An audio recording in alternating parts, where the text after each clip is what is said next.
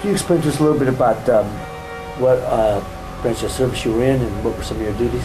I was in the Army National Guard to be more specific. I joined for carpentry and masonry, originally just to do construction 1 week in a month, 2 weeks a year. Now, how many tours did you do over there? Technically I did one tour, but I did an extension, volunteer extension. I ran IED sweeps, Operation Trailblazer out of Baquba, and then my extension, I was a gun truck, so I saw just about every base in Iraq. I remember 7 direct blasts to my vehicle. Thank God I didn't lose my life in those. We were pretty good about staying in the middle of the road, and the farther you are away from the blast, the better.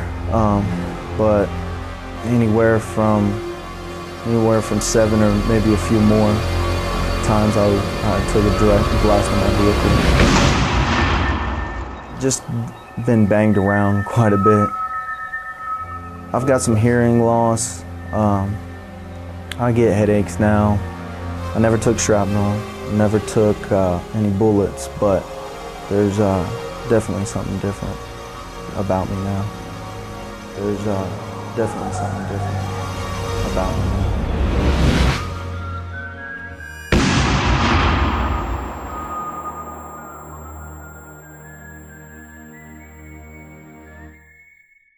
There's really no denying that we come from a warrior culture.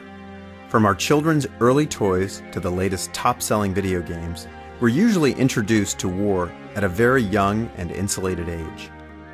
And as we learn, all throughout history, the toughest of soldiers are romanticized and their heroics passed down generationally through songs and stories and movies. But today, in the aftermath of a decade of war, we're faced with a society of wounded warriors whose injuries go both seen and unseen.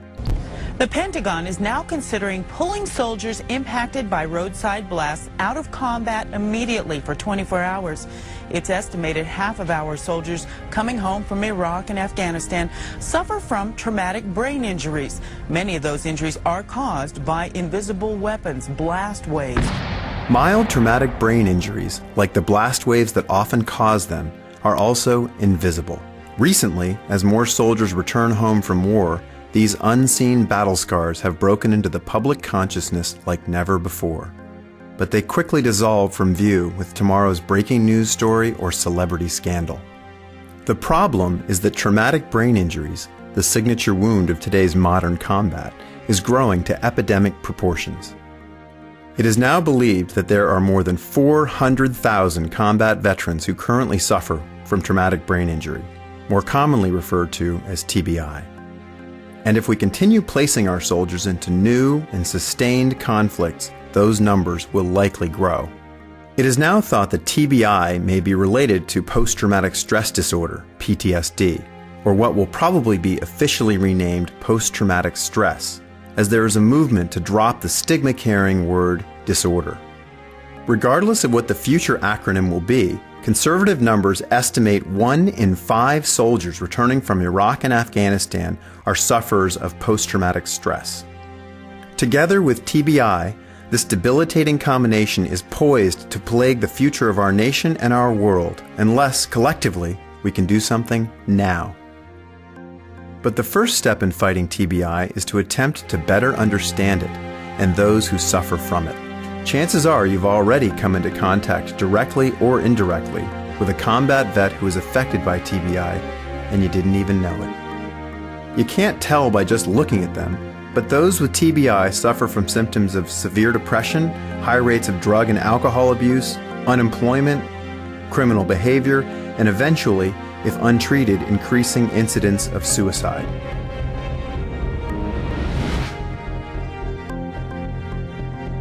In our attempt to resurrect our broken warriors, the production team behind Operation Resurrection gathered experts, advocates, and veterans from all over the country to give the world a better understanding and appreciation for the growing challenges our combat vets face. Our hope is to raise awareness for veterans with TBI and, by working together, provide more effective solutions for treating this combat-related injury. While the term PTSD has been around since the mid-70s, how many people really know about traumatic brain injury? With assistance from veterans advocate and legendary former lightweight boxing champion Ray Boom Boom Mancini, we visited a shopping mall in the heartland of America to find out. Some of the terminology, a lot of times you read it, don't know, like, you know what a TBI is? I do not. Traumatic brain injury. Okay. PTSD? No.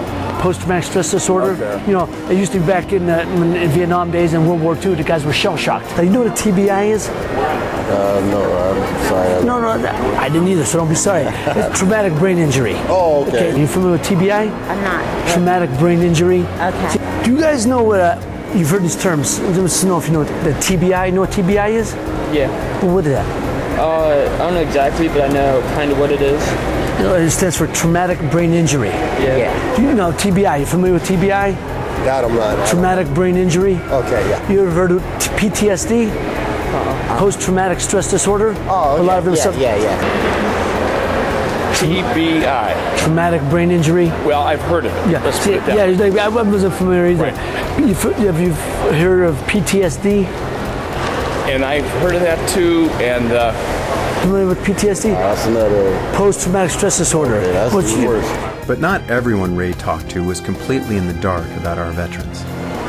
And when they come back, I mean, what are some of the things they suffer from?